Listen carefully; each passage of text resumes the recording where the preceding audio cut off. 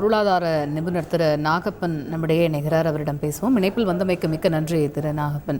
இந்த யூடியூப் விளம்பரம் பார்த்தால் அதிக லாபம் சம்பாதிக்கலாம், இது ஒரு பக்கம் மோசடின்னு சொல்லி எதிர்ப்பு கிளம்புது. இன்னொன்று, அந்த தனியார் யூடியூப் நிறுவனத்துக்கு ஆதரவு குரல்களும் வலுக்கிறது. இப்போ 360 ரூபாயிலேருந்து 1 லட்சம் வரைக்கும் கட்டினீங்கன்னா அதுக்கு கீழே உறுப்பினர் ஆகலாம். அதே மாதிரி ஆயுர்வேத மாத்திரைகள் கொடுக்கும். இந்த மாதிரியான யுக்திகள் நிறைய இப்போ ஃபாலோ பண்ணுறதை பார்க்க முடிகிறது. இது நம்பும்படியான ஒரு விஷயமாக பார்க்கப்படுவதற்கான காரணம் என்ன?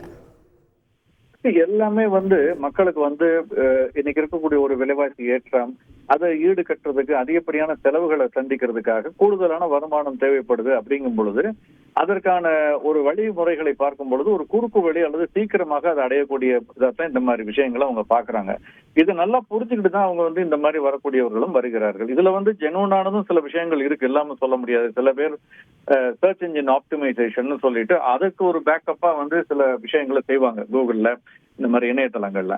பட் அதோட இதை லிங்க் பண்ணிட்டு நம்புற மாதிரி தான் ஒரு விஷயங்களை அவங்க கொண்டு வரும் பொழுதுதான் மக்கள் இதுல நம்பி மாட்டிக்கிறாங்க. நம்ம பார்க்க வேண்டியது என்னன்னா, அடிப்படையில் இந்த மாதிரி விஷயங்கள் நமக்கு ஒரு வேலைன்னு கொடுத்து நமக்கு ஒரு வருமானம் வரும் பொழுது நம்ம அதுக்கு எதுக்கு பணம் கட்டணும்?